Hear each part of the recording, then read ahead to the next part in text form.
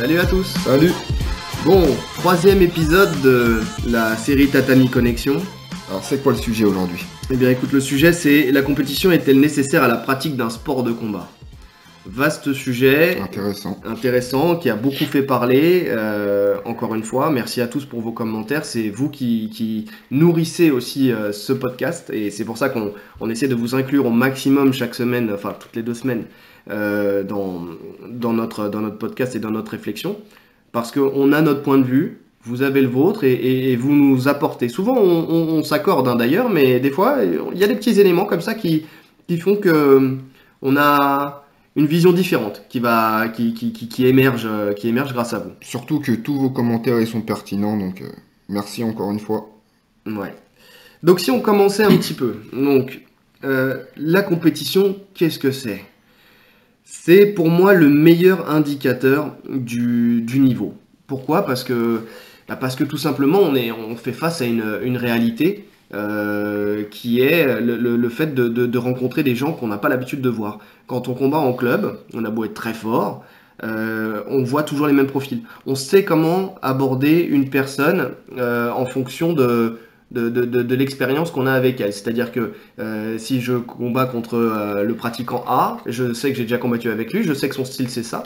Donc je vais me mettre dans un certaine façon de tourner. Et ça continue comme ça avec le pratiquant B, le pratiquant C, dans le microcosme qu'est le club.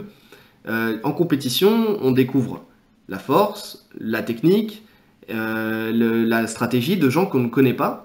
Et faire face à cet inconnu, faire face au stress, faire face à tout ça, ça permet de se tester dans des vraies conditions, entre guillemets. Une situation réelle. Après, moi je suis pas totalement d'accord sur ça. Je pense pas que c'est le test ultime, en fait. Parce que la compétition, pour moi, il y a plein de choses à gérer. Tu gères le stress, tout le monde ne gère pas l'événement pareil. Donc je pense que pour voir le vrai niveau d'une personne, je parle du niveau technique, hein, c'est pas la compétition qui révélera son vrai niveau. Tu mets 2 adversaires, il y en a un qui gère mieux le stress que l'autre, etc. L'autre peut être meilleur que lui, il peut perdre le combat. Ouais. Si le combat se passera à l'entraînement, même s'ils se connaissent pas, hein, on parle du contexte qu'ils se connaissent pas, ils s'affrontent dans un open mat, par exemple, le stress ne sera pas le même. Ouais. L'autre personne peut gagner. Alors qu'en compétition, elle perdrait ce combat. Pour une mauvaise gestion, pour... Ouais, c'est ce qu'on appelle les stars du tapis, les stars de la compétition. Enfin, ça, on le vit. Il y a beaucoup de gens qui sont très forts sur un tapis et qui sont moins performants en compétition. Un des plus connus, parce que c'est un prof français assez réputé, c'est Jeremy Heidel, par exemple, donc qui va dans ton sens, c'est-à-dire que c'est un mec qui est reconnu comme techniquement très fort, un excellent pédagogue, mais qui à la fois n'a jamais vraiment performé en compétition parce que le stress lui faisait, entre guillemets, perdre ses moyens. Enfin, je suis pas dans sa tête, je le connais pas assez personnellement pour ça, mais pour m'avancer, mais c'est ce qui est connu. Par contre, on connaît des mecs qui en club ne brillent pas forcément, mais qui ont un style et un caractère qui est fait pour la compétition. Ils brillent, ils se révèlent en compétition. Ouais, c'est vrai. Maintenant, il y en a certains qui disaient, enfin, que les sports de combat ou les arts martiaux, c'était à la base des sports guerriers, hein, donc c'est la confrontation qui prime. Donc est-ce que justement le fait de savoir gérer ce stress ne fait pas de toi un meilleur combattant? C'est-à-dire si demain tu te retrouves dans une situation où tu vas devoir utiliser ton style, le fait de savoir gérer, sortir de cette zone de confort qui est l'enceinte de ton club, est-ce que ça fait pas de toi un meilleur combattant? Je pense pas. Ça fait de toi un meilleur compétiteur. Ouais. Un meilleur pratiquant. Pour moi, non. Ouais. C'est vrai. Je parle d'un point de vue technique, hein. D'un point de vue technique. Oui, d'un point de vue technique. Oui, si jamais on parle vraiment de quelqu'un qui aura un panel technique qui sera plus varié qu'un autre. D'ailleurs, je crois que c'est ce que tu me disais avant qu'on commence, que pour toi, un compétiteur avait un style beaucoup plus fermé, en grande majorité, dans les grandes lignes, hein, encore une fois, qu'un non-compétiteur, peut-être parce qu'il va resserrer son style Ouais, euh, vers l'efficacité. c'est ça. C'est ça, il va rester dans ce qui marche pour lui. Il va essayer de s'adapter au règlement. Voilà, il va plus fermer son jeu. Ouais. Encore une fois, ça dépend des personnes, hein. Oui, parce que tu peux avoir des gens qui ont un vaste panel technique et qui en compétition n'utilisent pas la Oui, totalité bien de leur sûr. panel Mais, technique. il y en a beaucoup d'ailleurs. Tout le monde travaille un peu tout. Mais je pense qu'un compétiteur va rester un peu plus fermé dans son jeu. Ouais. Et est-ce que le fait de prendre de l'expérience beaucoup plus rapidement, parce que ça c'est une réalité, à deux personnes qui s'entraîneraient le même nombre d'heures par semaine, depuis le même nombre de temps, est-ce que l'expérience emmagasinée en compétition ne rendrait pas plus rapidement un combattant, enfin en tout cas un pratiquant, meilleur qu'un mec qui ne ferait pas de compétition? Je pense pas. Je pense pas. Si les deux s'entraînent pareil, même nombre d'heures, etc. Parce que c'est quelque chose qui est On revenu. connaît tous des personnes qui font pas de compétition, qui tapent tout le monde. C'est vrai. C'est vrai. Parce que ça les intéresse pas. Parce qu'ils veulent pas. Et voilà. Ils ont peur, à raison ou à tort, hein. Ils veulent pas s'engager dans la compétition, ou ça les intéresse pas. Mais ils sont très forts. Très très forts. Mais c'est vrai qu'on pourrait s'interroger sur le fait, pour quelles raisons ils veulent pas faire de compétition. Est-ce que c'est que la peur? Quel type de Non, peur? c'est même pas que la peur, hein. Il y en a, ça peut être de la peur, ou il y en a, ça les intéresse pas. C'est juste ça, en fait. Ils ressentent pas le besoin de se confronter à. Parce qu'on a eu un commentaire de quelqu'un qui s'appelle Fifou Fifou qui disait qu'il avait une frustration de ne pas avoir sauté le pas en compétition. Donc, alors que pour lui, c'est nécessaire d'en faire. En tout cas, tout dépend des objectifs, mais que ça apporte énormément. Donc, Bah après, rien n'empêche de commencer, c'est ce que je lui ai dit. Surtout dans nos sports, on a la chance, comme Fabien Brochetel l'a dit dans les commentaires, on a la chance d'avoir énormément de KT, Oui. d'âge, de poids, donc D'ailleurs, il s'est interrogé peut-être sur le fait qu'il y en ait peut-être trop. Pourquoi pas? Enfin, je pense que sur les KT, alors on va parler dans le grappling jiu-jitsu brésilien, hein. Alors oui, il y a énormément de KT. Oui, ça peut desservir dans le sens où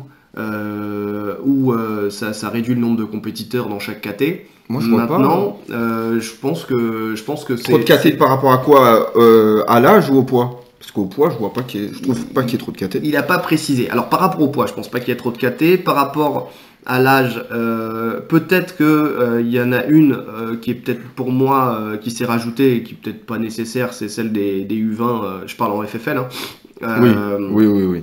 qui pour moi sert à rien. À partir de 18h, Tu dès passes en 18 ans, senior. t'es senior et puis voilà. Il y en a qui pour le jiu-jitsu brésilien qui vont dire que c'est la multitude de masters. Qui fausse un petit peu aussi les résultats, enfin qui fausse les résultats entre guillemets, non. C'est-à-dire qu'il y a des gens qui vont se vanter de faire un podium, ça c'est quelque chose qui revient très souvent parce qu'ils ont fait un podium en Master 2, 3, 4. Donc voilà, mais bon, je pense que quand tu atteins un certain âge, tu n'as peut-être plus envie de combattre des gens trop jeunes. Donc ça te permet de te lancer. Après, le débat de l'orgueil, de comment tu vas vendre ta médaille derrière, c'est une autre histoire. Après, chacun vit avec l'image qu'il a de lui, hein, je pense. Mais sinon, ouais, non, je pense que par exemple, la KT intermédiaire qui s'est rajoutée en grappling, je pense qu'elle a été nécessaire. Dans le sens où souvent on s'est rendu compte qu'il y avait des confirmés, enfin des mecs qui étaient trop forts pour être débutants, qui combattaient en débutant parce qu'ils n'avaient pas encore un niveau pour être confirmés. Il y avait des mecs qui étaient trop faibles pour être en confirmé et qui étaient frustrés de combattre en confirmé parce qu'ils rencontraient des gens qui étaient beaucoup trop forts. Je pense que la kata intermédiaire, Non, non, c'est une bonne KT, ouais. nécessaire. Elle était vraiment nécessaire. Donc, euh, donc, euh, donc voilà, mais après il y a d'autres disciplines où c'est plus compliqué peut-être de faire de la compétition, dans le sens où il y a des frappes, par exemple. Ça peut être, euh, ça peut être quelque chose C'est pas qui pareil. freine. Nous, on a cette chance bon, nous on parle de pas mal de sujets parce que bon, il n'y a pas que le grappling. On évoquera au fur et à mesure d'autres sujets comme le MMA par exemple ou le pancrace. Parce qu'on a pratiqué, parce que voilà. Et effectivement, c'est plus difficile d'aborder une compétition quand il y a des frappes où on risque de ressortir avec un nez cassé, avec une arcade ouverte ou quelque chose comme ça, qu'une compétition de grappling où au pire, on tape quoi. Bon, la blessure est toujours possible entre guillemets puisqu'on fait quand même un sport d'opposition, mais c'est beaucoup plus ludique de faire une compétition de grappling que de faire une compétition de MMA ou de pancrace. C'est clair. Donc c'est pour ça que ce sujet il est très vaste parce que bon pour l'instant vous êtes une communauté plus axée comment dire grappling, jiu-jitsu brésilien, lutte libre et sport de préhension qui répondait aux commentaires mais c'est vrai que je pense que la vie aurait divergé selon les sports en fait. Ouais. Oui, je pense que si aujourd'hui on a par exemple beaucoup de boxe ludique où il y a des clubs qui sont vraiment pas du tout orientés compétition, c'est à cause de ça, c'est parce qu'il y a des gens qui ont envie de se remettre en forme et qui trouvent ça plus ludique de faire ça via la boxe ou via le MMA ou le pancrace ou même le grappling, mais qui n'ont jamais, au grand jamais, eu pour objectif de faire de la compétition. Je pense qu'il y a plusieurs publics maintenant. Il y avait, on va dire qu'il y avait, voilà, à l'origine, il y avait les sports de combat, les arts martiaux ont été créés dans un but guerrier. Bon, ça, on est d'accord. Je pense que quand ils sont arrivés en France ou en Europe ou n'importe quoi, le public était composé essentiellement de bagarreurs qui ont trouvé dans ces styles-là un moyen légal de s'opposer à d'autres personnes. Donc, ils étaient beaucoup plus compétiteurs, beaucoup plus combattants. Donc voilà, aujourd'hui, ça s'est démocratisé, c'est devenu une mode, c'est ce qu'on disait tout à l'heure. Ouais, c'est une mode. Hein. Et je pense que c'est pour ça qu'on a un chiffre qui ressort très souvent, que seulement 10% des gens d'un club sont compétiteurs. Sortis de clubs qui sont réputés pour ça. Je pense à Flavio à l'époque, encore une fois, on reprend, mais comme la Z-Team aujourd'hui, comme peut-être je sais pas moi, la MK Team aussi, ils ont pas mal de compétiteurs. Y a le cercle Tissier, enfin il y a des clubs comme ça qui reviennent assez souvent, la NSM Team, y a des clubs comme ça qui sont plus orientés compétition. Et encore même là-bas, hein, je suis sûr qu'il y a plus de non-compétiteurs que de compétiteurs. Les compétiteurs de là-bas font des gros résultats, donc on en entend parler, mais on voit pas tous les gens qui s'entraînent là-bas sans pour autant faire de la compétition. Non, mais je pense que quand même il y en a quand même beaucoup. Dans le sens où on voit les podiums par équipe, par exemple. On ne peut faire un podium par équipe qu'à la condition de ramener un grand nombre de compétiteurs. Un club qui aurait des mecs très forts, mais qui aurait que 5 mecs qui combattent, ne pourrait jamais accéder à un podium par équipe. Tu vois ce que je veux dire ? Il faut quand même aligner beaucoup de monde et faire beaucoup de résultats pour pouvoir faire ça. Et quand on regarde les podiums, c'est ces clubs-là qui ressortent en général. Pareil, Evoluta, aujourd'hui, c'est un club qui envoie beaucoup de compétitions. NR Fight, c'est un club qui envoie beaucoup de compétiteurs, pardon. Et c'est ce qui leur permet de monter sur les podiums, par équipe. Donc c'est un indicateur quand même. Donc il y a des clubs comme ça qui sont plus orientés compétition, mais c'est pas la grande majorité des clubs. Dans la grande majorité des clubs, si on arrive à aligner 5 compétiteurs, c'est déjà pas mal. Hein. Déjà parce que dans la grande majorité des clubs, il n'y a pas non plus 300 licenciés. C'est sûr. Donc voilà, et ouais, en général, 2, 3, 4 personnes, c'est un peu le max qu'on peut obtenir. Donc de dire que la compétition est une obligation, on se rend compte que dans les faits, c'est pas le cas. C'est pas le cas, non. Comme je t'ai dit depuis le début, hein. Pour moi en tout cas, c'est pas une obligation. C'est un choix. Moi je suis un compétiteur, donc mais je comprends les gens qui veulent pas en faire. Ouais. Et oui. C'est pas pour ça qu'un mec qui n'en fait pas ne peut pas me taper à l'entraînement. Oui. Après, souvent un compétiteur sera plus impliqué dans le club qu'un non-compétiteur. Aussi. Il sera là plus souvent durant la saison, il s'entraînera Et plus c'est aussi régulièrement. dans ça, c'est aussi dans ce sens pour moi que l'écart de progression il se fait, si on peut parler d'écart de progression, hein, entre un compétiteur et un non-compétiteur. Ça se joue sur ça, pas sur la compétition. Ça se joue sur l'implication qu'il va avoir dans le club. Voilà. Quand on a une date, on sait qu'on va combattre à telle période, on est plus attentif au cours. En tout cas pour moi, hein. On est plus attentif, on se donne plus à l'échauffement pour la partie cardio par exemple. Pour les combats c'est pareil. Donc on y va vraiment à fond quoi. On s'entraîne à fond. On est moins relax que... Après ça dépend des personnes. Il y en a qui n'ont pas besoin d'objectifs pour être motivés à 100%. Et il y Que en leur a... objectif est différent. Voilà. Il y en a qui n'ont pas besoin de date pour, de compétition pour être motivés à 100%. Et il y en a qui ont besoin d'avoir un objectif de compétition pour s'impliquer à 100% dans l'entraînement. Ouais. Ouais. Mais si on regarde bien, dans la vie d'un club, le noyau dur, c'est quand même souvent les compétiteurs. C'est les compétiteurs. Donc, encore une fois, on peut passer sur le fait de dire qu'un compétiteur sera meilleur parce qu'il sera plus assidu. Alors, en grande majorité, ça ne veut pas dire il y aura toujours des exceptions, mais si on prend la majorité, Parce qu'il sera plus assidu. il sera plus assidu, donc il sera meilleur. Donc Mais la c'est- compétition apporte En fait, c'est une ce- assiduité. C'est ce que tu me disais au début, quand tu me disais à un compétiteur, un non-compétiteur qui s'entraîne le même nombre de temps, est-ce que le compétiteur sera meilleur? Je t'ai dit non. Parce qu'il s'entraîne le même nombre de temps, donc il participe au même cours. Par contre, s'il est plus assidu, c'est logique. Un non-compétiteur plus assidu qu'un compétiteur sera meilleur que ce compétiteur. Ouais. Ouais. Ça se tient. Ça se tient. Euh, c'est vrai. Après, bon, voilà.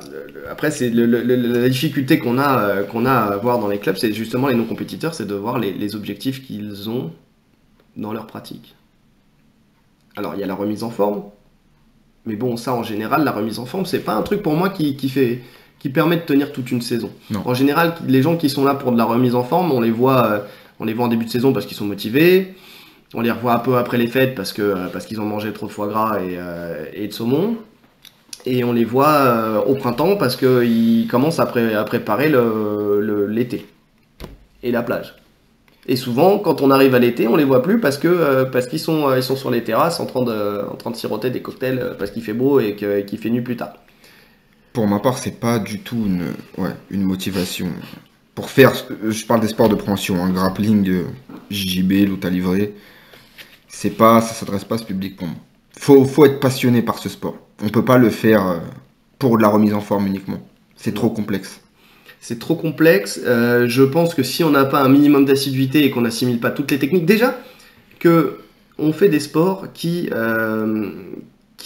sont difficiles à appréhender et sur lesquels on commence à véritablement être piqué, à avoir une passion quand on commence à avoir un panel technique. Parce qu'au début, on est sous l'eau. On est sous l'eau, on est là, on fait la serpillière, les gens nous battent dans tous les sens, on ne sait pas pourquoi, on n'arrive pas à trouver des solutions, on réfléchit, on se sent perdu. Souvent, c'est ce que moi j'entends en tout cas, c'est je suis là, je sais pas quoi faire. Donc forcément, il y a des gens qui vont lâcher pour ça. Et le problème, c'est que s'ils viennent pas avec assiduité, eh ben, ils vont pas avoir le panel technique pour pouvoir s'accrocher, et donc c'est pour ça qu'on les reverra plus. C'est pour ça que un public loisir, sauf passionné, tiendra moins longtemps. Et c'est là où le compétiteur en fait, aura un plus encore dans l'apprentissage pour moi. Donc voilà. Après, ce qu'on peut rajouter dans la compétition, c'est justement quand on est passionné, c'est le fait de rencontrer aussi d'autres personnes qui partagent la même passion.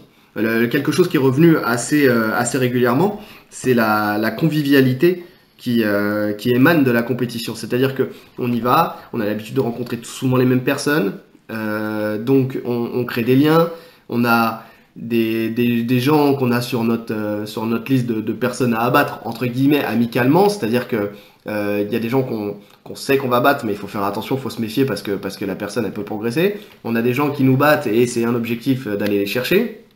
Et surtout, pour l'équipe, le groupe de compétiteurs, le fait de partir en équipe sur une compétition, ça crée quand même une cohésion. Même Et- par rapport au prof, hein. Et même par rapport au prof, ouais. Ça renforce le lien avec le prof. Ouais. Ça crée une confiance. Le prof apprend à te connaître mieux qu'un non-compétiteur. Ouais. Donc, dans tout ça, oui, ça peut aider à une certaine progression.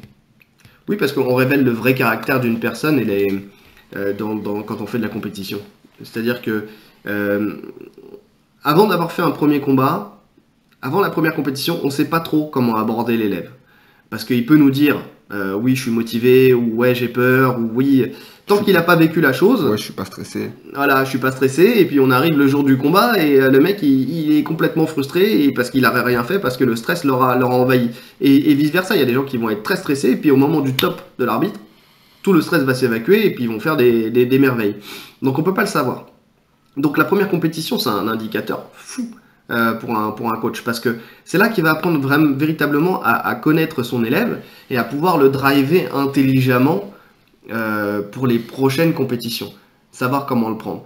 Et je pense que c'est là où, comme tu dis, où le lien va se créer, parce que limite, le coach va connaître, en tout cas, certains aspects de la personnalité de son élève mieux que ses propres parents, quoi. Parce qu'ils n'auront pas vécu les mêmes choses. Et c'est là où le lien se crée véritablement. Et je pense que c'est aussi par là que la progression va passer.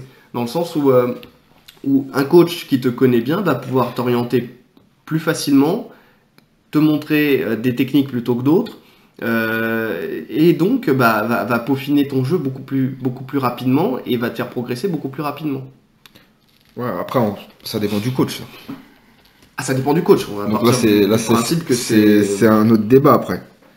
C'est. Ah, des débats, il y en a plein, hein. C'est comme j'ai essayé de remonter la question justement un bon compétiteur est-il un bon coach et vice versa. Ouais, sacrée question. Non, je pense pas. Je pense pas, et c'est ce qui est revenu aussi via certaines réponses, comme Je pense que Wendy. tout le monde est quasiment d'accord avec ça, hein. Ouais. C'est-à-dire que pour être un bon coach, il faut être un bon pédagogue. Il faut avoir un grand nombre de techniques. Pour moi, un bon coach, et ça je rejoins Wendy, donc bon pédagogue, être un bon technicien. Je pense qu'il doit connaître des techniques qu'il n'utilise pas forcément. Dans le sens où... Bien sûr. Il doit être ouvert d'esprit, en fait. C'est ça, il faut qu'il montre des techniques qu'il connaît pas forcément, parce que chacun a un style différent. Et justement, pour moi, un mauvais coach, c'est quelqu'un qui a un style et qui veut le calquer à tous ses élèves. Je trouve que c'est une erreur. Et souvent, justement, c'est pour ça qu'un bon compétiteur, un très gros compétiteur, ne fait pas forcément un bon coach. Je mets des guillemets, hein, mais parce que justement, il estime que ce qu'il fait a fonctionné, donc ça va fonctionner pour tout le monde. Et ça, pour moi, je pense que c'est plonger dans l'erreur directement. Ouais, non. Ouais, non. Parce que partons du principe que son élève a je sais pas, le même morphotype que lui, qu'il assimile tout ce qu'il lui dit et qui performe. Est-ce que ça fait de lui un mauvais coach alors qu'il arrive à faire performer des gars, tu vois? Bah oui, parce que il n'y aura pas dans son club que des gens qui ont son même morphotype et qui ont les mêmes capacités que lui. C'est-à-dire que il y a 1 million de profils dans un club. Tu vois combien de personnes ont ton morphotype et ont ta capacité à réaliser les techniques que toi tu fais dans un club. C'est variable. C'est variable. Il y a des mecs longilignes, il y a des mecs petits, il y a des mecs trapus, il y a des mecs qui sont pas trapus, il y a des mecs qui sont souples, des mecs qui sont pas souples. Pardon. Pour toutes ces personnes-là, il faut leur apporter un jeu différent, une vision différente, parce que tout le monde n'est pas dans la capacité de tout faire. Et de la même manière, on rencontre des profils qui sont différents et donc il faut pouvoir montrer un panel de techniques assez vaste pour pouvoir s'adapter à la masse de personnes qu'on rencontre. C'est Létang en lutte à livrer qui disait qu'il avait un calepin où enfin en tout cas pour chacun il conseillait de mettre 5 attaques et 5 défenses en fonction du gabarit de son adversaire. Il prend les gabarits les plus communs et il va dire voilà, pour tel type de morphotype, il faut que je fasse ça en attaque, ça en défense. Si ça change de morphotype, il faut ça en attaque, ça en défense. Je trouve que c'est très intelligent. Mais si tu restes borné sur ce qui a fonctionné pour toi et que tu essayes de l'inculquer à tes élèves de cette manière-là, je pense que tu es dans l'erreur. Donc un bon compétiteur ne sera pas forcément Non, un ça, bon prof. sur ça, on est complètement d'accord. Un bon compétiteur ne sera pas forcément un bon prof. De Man- même qu'un bon prof n'était pas forcément un bon compétiteur. Après, je pense que la compétition apporte quand même une expérience. Disons que l'entraîneur qui a déjà fait de la compétition, quand il amène des gars en compétition, il connaît plus ou moins leurs émotions, voilà, par où ils passent, le stress, etc. Donc c'est important dans ce sens-là, pour un coach. Oui, ça je suis d'accord. Je suis d'accord, Wendy a mis le point là-dessus. Je suis entièrement d'accord. Maintenant, je pense que c'est comme tout. Je pense que tu seras plus rapidement opérationnel pour tes élèves en compétition si tu en as déjà fait parce que t'auras vécu tout ça en amont. Maintenant, je pense que comme dans tout apprentissage, si tu as un coach que tu n'as jamais fait de compétition et que tu emmènes tes élèves en compétition, à force de vivre la compétition, à force de voir les retours de tes élèves, à force d'observer les combats qui se sont passés, à force de prendre tous ces éléments justement au fur et à mesure des compétitions, je pense que tu peux devenir un bon coach et avoir l'expérience d'un point de vue dérivé. Et dans ce cas-là, le fait d'avoir fait de la compétition n'est plus une obligation. Ouais, Mais ça met plus de temps. ça met plus de temps. Non, pour moi, quand même, c'est important pour un coach d'avoir fait de la compétition. Pour ma part. Je partage ton point de vue. Je pense qu'il faut avoir vécu.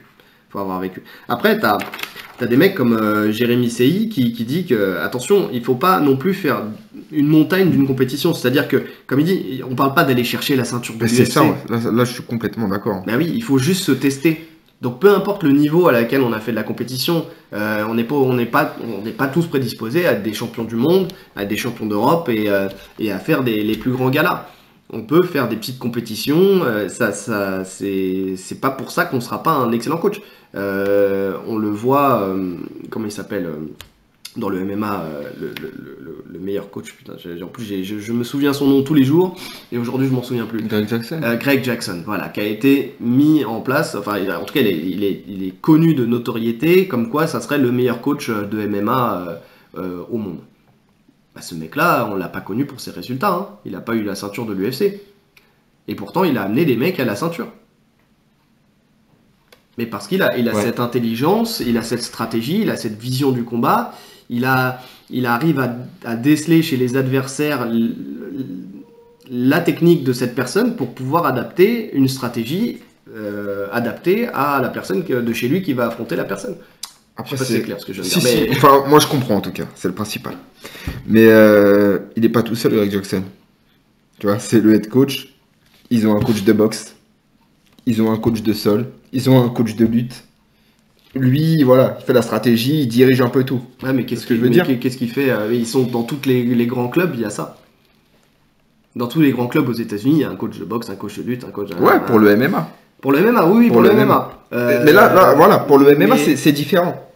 Pour le MMA, c'est différent. Ouais, mais on parle de la compétition De- dans les sports de combat, dans la globalité. Bien sûr. De même pour la boxe, il y a plein de très bons entraîneurs de boxe anglaise, etc., qui n'ont pas été des grands compétiteurs et qui ont formé des champions.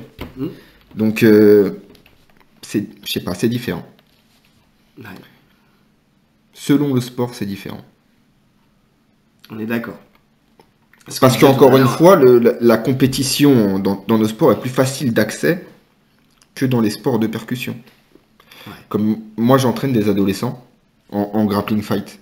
D'accord? Avant qu'ils combattent en grappling fight, j'aime bien les envoyer pour les premières compètes faire du grappling.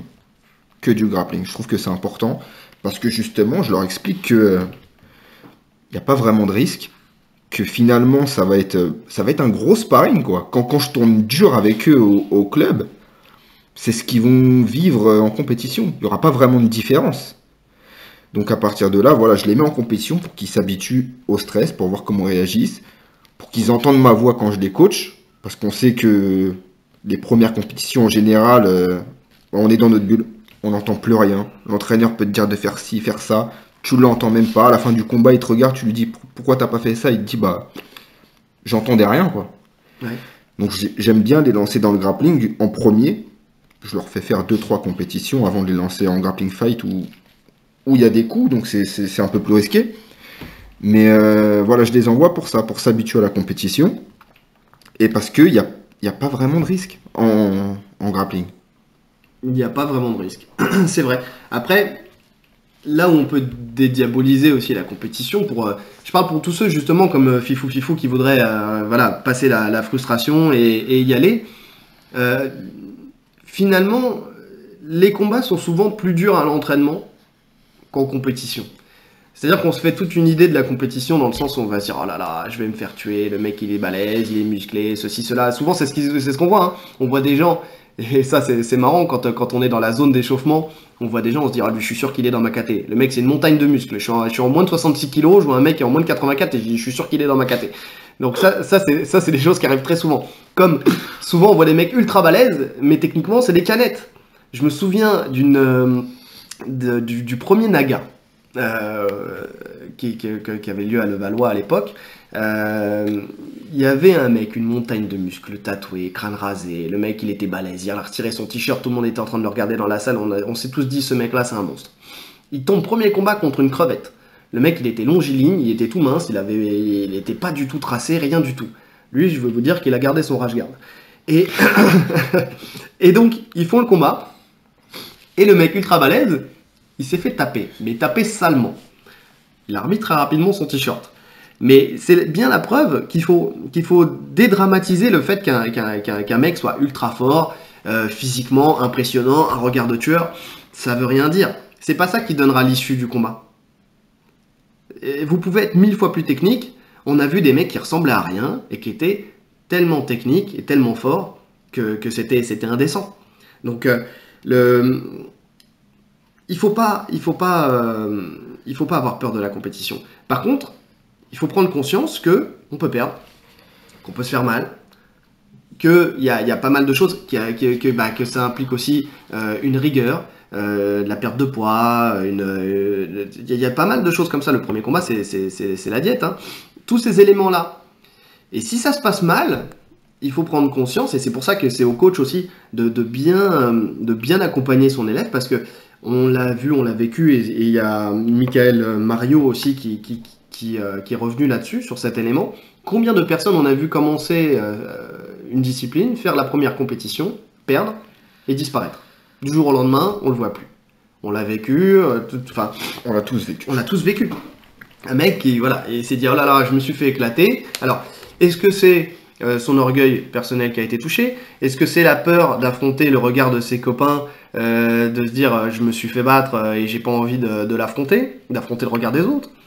Est-ce que c'est le fait de se rendre compte justement, je suis pas fait pour ça. Je suis pas fait pour ça, et c'est là où justement la compétition est un vrai indicateur, et on revient là-dessus, de la réalité, de la discipline qu'on pratique. Ouais, mais je vais faire attention à ça. Je suis pas fait pour ça, je suis peut-être pas fait pour la compétition. Et le sport, elle m'empêche de le pratiquer. Ouais. Donc quel intérêt d'arrêter? Non, je pense que c'est plus, ça nous touche. Ça touche. Il y en a qui supportent pas, selon la défaite, comment elle se passe. Oui, aussi. Selon la défaite. Après, on perd tous au début, hein. Faut en être conscient, hein, pour ceux qui débutent et qui nous écoutent. Gagner ses premières compétitions dès le début, c'est rare. Je dis pas que c'est impossible, mais c'est rare. Il faut d'abord gagner son premier combat pour savoir qu'on est capable de gagner un combat en compétition. Le plus long, c'est ça, hein. Le plus dur, c'est de passer cette barrière psychologique. Tant qu'on n'a pas gagné son premier combat, on peut pas se dire que c'est faisable. C'est comme tout, hein. Donc il faut prendre le temps. Il faut accepter de perdre au début pour pouvoir réajuster. Et ça, c'est un point qui est important. Qui m'a mis ça? C'était Mehdi Mefta qui disait justement que c'était une bonne évaluation de son style et que ça permettait de réajuster. Donc c'est le seul moyen d'être dans une situation réelle. Donc c'était pas une obligation, mais un enrichissement. Mais ça, je suis entièrement d'accord avec ça. Ça permet de réajuster son style. Ouais, on voit ce qui a fonctionné. C'est pour ça que c'est très important je vous conseille pour ceux qui débutent les compétitions de filmer vos combats, de trouver quelqu'un pour filmer vos combats. C'est super important parce que vous allez voir, parce que quand vous vivez le combat, quand vous sortez du tapis, vous avez tout oublié, hein. Mais le fait de voir en vidéo ce que vous avez fait, des fois on peut avoir la sensation d'avoir été complètement dominé, alors qu'en regardant la vidéo, on va se dire, ah mais non, ça va. J'ai fait des bons trucs. On peut voir où ça n'a pas été, comment je me suis fait passer, quelle erreur j'ai fait. Donc c'est super important de filmer vos combats. Ouais. Non, je suis d'accord. Et tu avais aussi Kevin Desroches, là, parce que je voulais marquer le point là-dessus aussi, qui a mis que c'était nécessaire pour lui, mais pas une finalité, que c'était qu'une étape. C'est-à-dire que pour tous ceux qui justement par contre font ce sport-là en disant que la compétition c'est le but ultime, ouais, pas forcément. Pas forcément, je pense que ça apporte beaucoup plus. On le sait tous, faire un sport de combat, ça forge le caractère, ça nous permet de mieux nous connaître. C'est pour ça, d'ailleurs, c'est une connerie, mais que quand on passe un entretien d'embauche, souvent, un mec qui a fait un sport de combat et de la compétition et qui a fait des résultats et qui les met en avant, sera souvent mieux vu par un recruteur qu'un autre. Parce qu'on sait, on sait que ça apporte à une personnalité.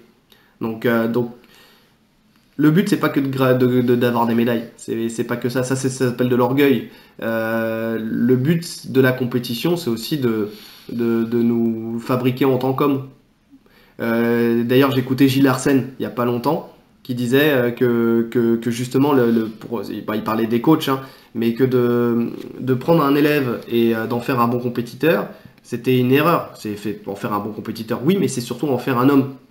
On a un devoir là-dessus. Donc la compétition n'est pas une finalité en soi. C'est une étape.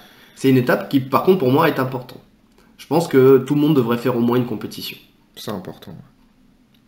Est-ce que... alors moi, je fais très peu de kimono, hein. Je mets le kimono juste pour tourner. Je suis pas dans un club de JJB. Est-ce que de faire de la compétition, ça facilite les passages de grade? Parce que ça, c'est aussi important. Ouais. C'est important. Alors justement, on peut revenir sur ce que tu disais tout à l'heure, sur le lien entre le prof et l'élève. Je pense que quelqu'un qui fait de la compétition et qui performe en compétition sera mis en avant. Donc le prof, forcément, donc le prof le verra plus, s'attardera plus sur sa manière de combattre, sur sa technique, sur sa progression. Et donc, ça pourra peut-être l'amener à lui donner un grade peut-être plus facilement qu'un autre. Maintenant, je dis pas que ne pas faire de compétition est un frein au grade. Si quelqu'un est bon, il mérite son grade. Si quelqu'un fait de la compétition mais qui perd tout le temps, est-ce qu'il mérite plus un grade que quelqu'un c'est la question que je me pose. Ouais, et qui en club performe énormément? Pour moi, non. Pour ma part, non. Maintenant, voilà, ça se joue à la technique et au niveau d'une personne.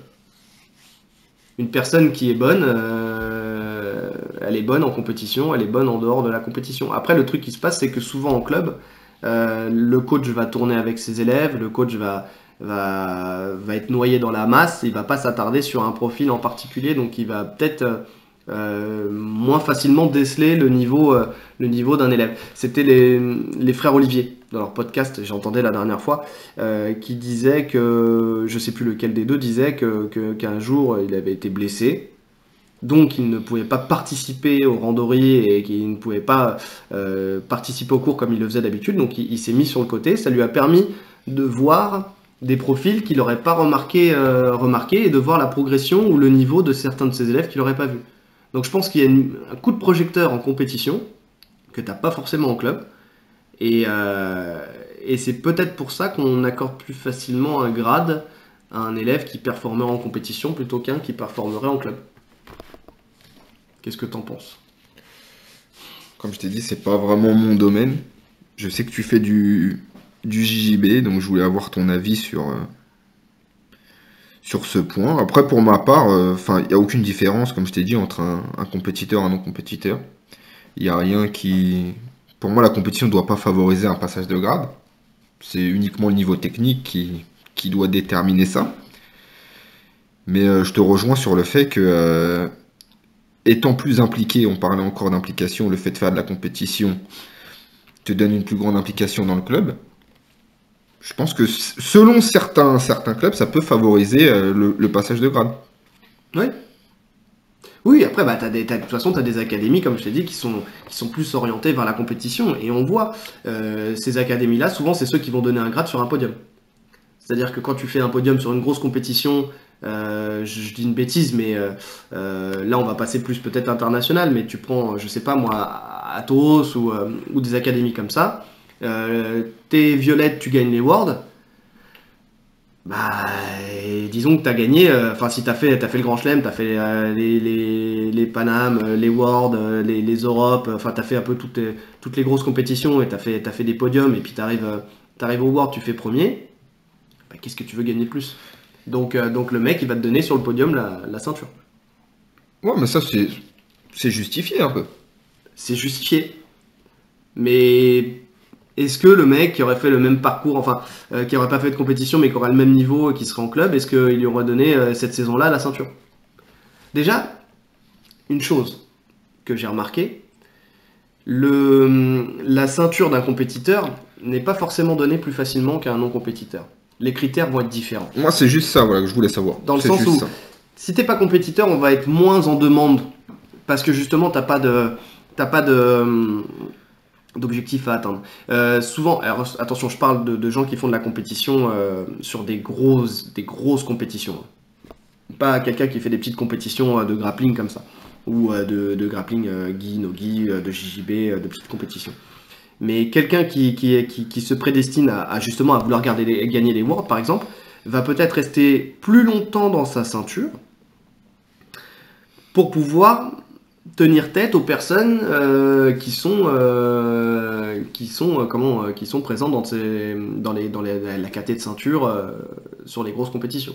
Enfin, je sais pas si tu vois ce que je veux dire. Ouais. C'est-à-dire qu'un loisir, bon, finalement, tu montres que tu as le panel technique, tu passes, bon.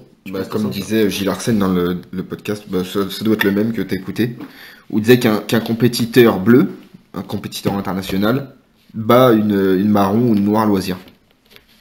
Oui. Et donc, la réponse, elle est là. Un vrai compétiteur, sera meilleur qu'un non-compétiteur, qu'un loisir. Parce qu'il s'entraînera peut-être plus, parce qu'il fera peut-être de la prépa physique à côté, peut-être parce qu'il aura emmagasiné une expérience qui sera plus grande, parce qu'il aura déjà vu beaucoup plus de choses. Je reviens sur l'expérience que la compétition t'apporte. Vraiment, je pense que si tu fais toutes les compétitions, tu rencontres beaucoup de profils, beaucoup de gens différents, donc tu peux t'adapter plus facilement à plein de choses. Tu vois, que quelqu'un qui aura rencontré que les personnes qu'il a l'habitude de voir dans son club ou sur certains open mat. Parce que j'ai posé la question sur les open mat. Est-ce qu'un open mat remplacerait la compétition? Non. Non. C'est ce qui est revenu. C'est ce que je pense aussi. Mais c'est ce qui est revenu. Et pourtant, on rencontre des profils différents. Pourtant, on n'a pas envie de se laisser battre parce qu'on représente soi-même et son club. Mais c'est pas pareil. Ça n'a rien à voir. Ça n'a rien à voir. Tu vas très généralement la jouer stratégique sur un open mat. À chercher à marquer, tu vois. Enfin, je veux dire, il reste 30 secondes. Tu vas pas te dire, oh, j'ai marqué un avantage, je vais bloquer, tu vois. Un open mat, tu tournes. Non, et là, pour tourner, tu vas tourner. C'est ça. Donc la stratégie, il y a pas de stratégie finalement. Je sais plus qui c'est qui m'avait dit que c'était plus comme du sub-only que forcément comme l'open mat. Ouais. Moi je le vois comme ça. Ouais. Je le vois comme ça, dans le sens, il y a personne qui te dit, il y a tel point, tu vois, tu tournes pour soumettre, quoi. Ouais, t'as pas le tableau qui te met la pression, t'as pas on te lève pas le point à la fin du combat. C'est un sparring, quoi. C'est un sparring avec des gens différents. Par contre, l'open mat peut être formateur pour la compétition. Moi, je suis pro open mat. Moi, j'adore ça parce que je pense que ça te permet de rencontrer justement des profils différents et ça, c'est important. Et je pense que pour un compétiteur, faire des open mat, je pense que c'est une bonne chose. Oui, après tout sparring tout sparring est important pour un compétiteur. Et là, tu as l'occasion de tourner avec des gens que tu connais pas forcément, donc oui, c'est important. Tu sors de ta zone de confort. Pour tout pratiquant finalement, même pas que les compétiteurs au final. Pour toute progression, oui, les open mat c'est important. Ouais. Tu sors de sa zone de confort quand même. Exactement. T'as quand même un petit stress quand tu vas dans un open mat pour la première fois, que t'as jamais été dans... Quand c'est un open mat que t'as l'habitude de voir, tu sais que tu vas rencontrer à peu près les mêmes personnes et tout ça, ça va. Mais souvent t'as quand même une tête qui arrive et tu sais qu'il est bon et tu te dis, ah lui, je ne peux pas partir sans l'avoir affronté, tu sais. Et ça te met quand même un stress. Ouais. T'as quand même une petite appréhension. Tu te dis, justement, comme le mec, tu sais qu'il est bon, t'as envie de lui prouver que tu l'es aussi et que tu seras même meilleur. Donc pour moi le meilleur entraînement à la compétition, l'open mat. Ouais, on peut voir ça comme ça. Bah, après, il y a des personnes, encore une fois, qui vont en compétition, qui sont pas du tout stressées. Ça existe aussi, parce qu'on parle des personnes stressées, mais il y en a qui vont à la compétition comme s'ils allaient acheter le pain, quoi. Oui. Tu vois, donc ils n'ont pas forcément besoin. Même sans parler de stress. En parlant juste de profils différents.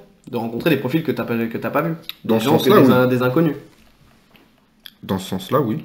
Donc voilà quoi.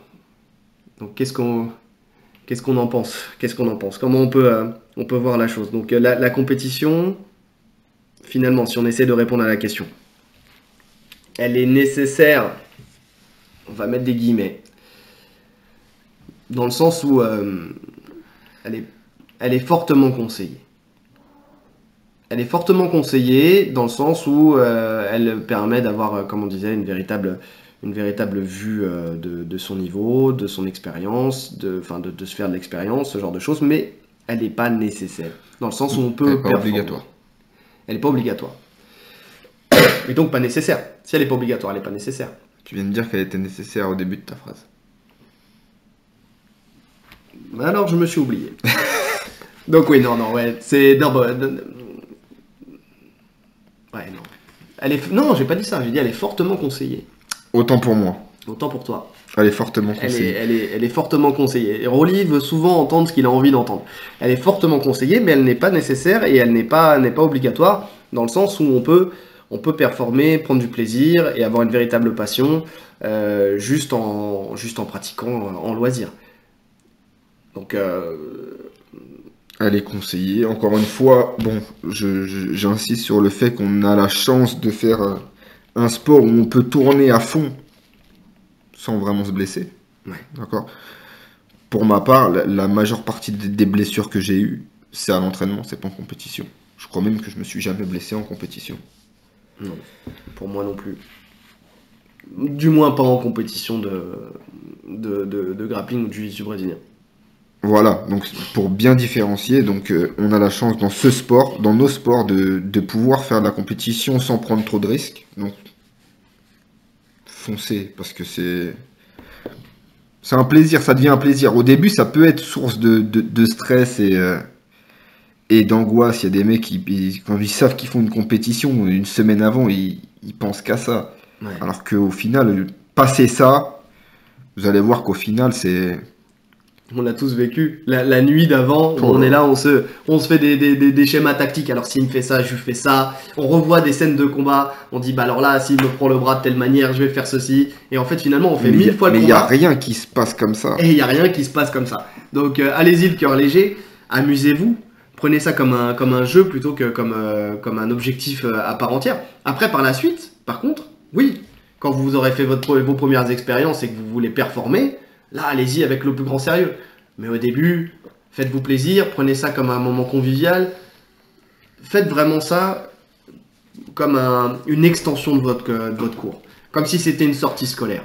Vraiment, allez-y. C'est ça, voilà. Prenez-le comme un sparring de plus. Voilà. C'est des sparring, c'est le fait de rencontrer d'autres personnes. Et vous allez voir que c'est comme ça que vous allez le plus performer. J'ai quelqu'un qui m'a dit il n'y a pas longtemps, qui m'a dit plus je me prends la tête et moins je suis bon. Plus j'y vais le cœur léger et meilleur je suis. Mais parce que c'est comme ça que vous allez pouvoir libérer 100% de votre style et votre potentiel. Donc vous stressez pas, faites de la compétition, on vous invite nous à en faire, véritablement. Je pense que c'est au moins quelques-unes. Ça vous fera des histoires à raconter à vos enfants aussi, accessoirement. Bon, sauf si vous vous faites éclater, ça c'est une autre histoire. Mais bon, c'est bien, c'est bien. Prouvez-vous à vous-même que vous êtes capable de le faire. Ouais, faites-le pour vous. Ouais. Ne vous mettez pas de pression par rapport à votre club ou par rapport au coach ou à l'équipe. Faites-le uniquement pour vous. Personne ne vous jugera. Personne ne vous jugera parce que vous avez déjà eu le courage d'y aller. Celui qui vous juge alors qu'il n'y est pas allé, déjà il est dans l'erreur. il n'a pas à vous juger. Celui qui vous juge parce que lui il performe et pas vous, n'oubliez pas que lui aussi il a commencé et que lui aussi il a perdu au début. Et donc ne vous prenez pas la tête, faites-le pour vous. C'est marrant, c'est le deuxième podcast où on en revient à faites-vous plaisir. Finalement il n'y a pas de règle, faites-vous plaisir. Ouais, mais de toute façon, oui. De toute façon, faut prendre du plaisir dans tout ce qu'on fait. Donc, on va se retrouver dans toutes les questions qu'on se posera. Il y aura toujours cette notion de plaisir, finalement. C'est ça. Bon, je pense qu'on a quand même bien traité la question. On vous a apporté la réponse qui pour nous semble être la meilleure. Je tenais à faire une petite parenthèse pour remercier JITS Magazine qui nous a mis en avant là sur leur page. Ils ont sur créé leur page internet. une section podcast sur le site, il me semble. Ils ont créé une section podcast, voilà, un onglet podcast. On est 3 podcasts à être mis en avant, entre guillemets, pour l'instant, parce que je pense que ça va évoluer. Après, on est 3 podcasts peut-être parce qu'on est que 3 dans le milieu aussi, ça c'est peut-être pas une réalité. Mais c'est vrai qu'il y a celui de Clean Hugs, il y a celui des frères Olivier, il y a nous, et donc on tenait à les remercier. Et donc vous pouvez retrouver, donc d'après ce que j'ai compris, tous les épisodes qu'on sortira, en plus de SoundCloud et de YouTube. Sur les chaînes Tatami Connexion, vous pourrez le retrouver aussi sur le site de JITS Magazine France. Donc voilà, donc merci à eux. Bon, je pense qu'il ne reste plus qu'à vous saluer et à vous souhaiter une bonne journée, une bonne soirée, une bonne année. Exactement. Non, on en fera un avant la fin de l'année. On va essayer. De toute façon, on vous donne le prochain sujet au plus vite, en espérant que vous serez encore nombreux à commenter et à nous apporter de la matière. Ouais. N'hésitez pas encore une fois à faire des retours vers nous pour nous dire ce que vous pensez aussi de nos podcasts. Ça a été le cas beaucoup sur le premier, un peu moins sur le deuxième. On peut continuer le débat après. On peut continuer le débat avec ce que vous aurez retiré de notre podcast. Soit vous êtes d'accord, pas d'accord. C'est ça qui fait la beauté d'un débat, c'est de pas forcément partager les points de vue. Si on est tous d'accord, il n'y a pas de point de vue. Alors, je vais peut-être dire que vous étiez tous d'accord avec nous sur le précédent épisode, mais vraiment, n'hésitez pas à débattre avec nous, à partager, à commenter, à liker. Donc, nous-mêmes, on n'est pas d'accord entre nous très souvent. Donc, ça a été le cas aujourd'hui, on a eu beaucoup de points de désaccord. Mais finalement, on arrive à la même conclusion. Elle n'est pas belle la vie ? Magnifique. Bon, écoutez, passez une bonne journée, une bonne soirée, et à plus tard. À plus.